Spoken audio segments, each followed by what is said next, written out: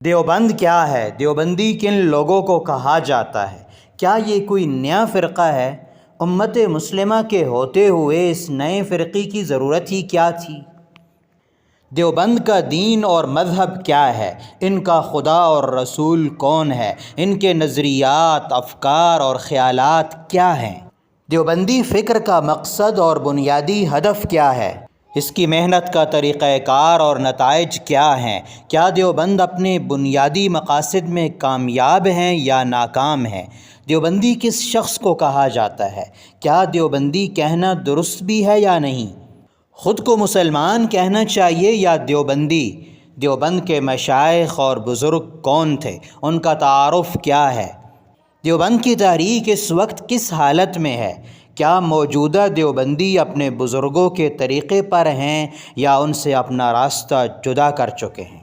اس وقت دیوبند کے خلاف جو اعتراضات کیے جا رہے ہیں، کیا وہ درست ہیں یا نہیں؟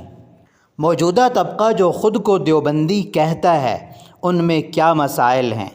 دیوبندی فکر و عمل میں کیا کمی ہے اور اسے کیسے درست کیا جا سکتا ہے؟ کیا دیوبند کا مقصد صرف یہی تھا کہ ایک طالب علم کو مدرسے و مرکز میں چند سال محصور کیا جائے، اسے زبان و بیان اور صرف و نحو پڑھا کر فارغ التحصیل قرار دیا جائے اور پھر وہ دنیا میں مایوسی، قسم پرسی، پریشانی اور بدحالی کے ساتھ زندگی گزارے؟ یا دیوبند کسی بڑے نسب العین، کسی بڑی فکر، کسی بڑے ہدف اور مقصد کا نام ہے؟ ان تمام سوالات کے جوابات ہم اس نئی سیریز میں دیں گے، اور یہ گفتگو قاری طیب صاحب کی مشہور کتاب علماء دیوبند کا دینی رخ اور مسلکی مزاج کی روشنی میں ہوگی۔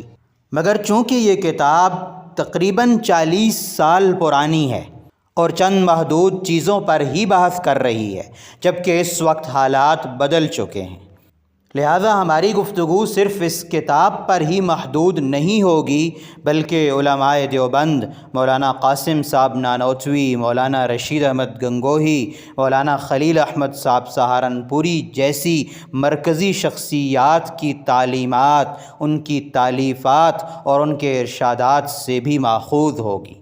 ہم یہاں دیوبندی وجود کا تاریخی پس منظر بیان کریں گے، علماء دیوبند کے عقائد، افکار، نظریات اور خیالات اور ان کی فکر کی مکمل وضاحت کریں گے۔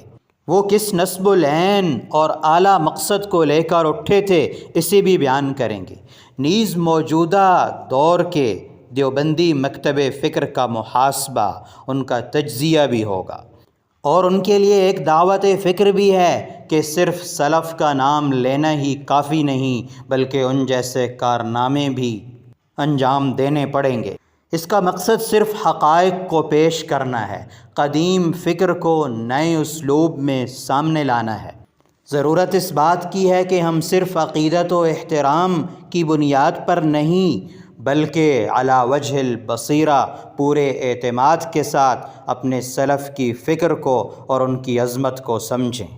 لِيَهْلِكَ مَنْ هَلَكَ عَنْ بَيِّنَةٍ وَيَحْيَى مَنْ حَيَّ عَنْ بَيِّنَةٍ، تاکہ جسے ہلاک ہونا ہے وہ دلیل روشن کے ساتھ ہلاک ہو، اور جسے زندہ رہنا ہے وہ دلیل روشن کے ساتھ زندہ رہے۔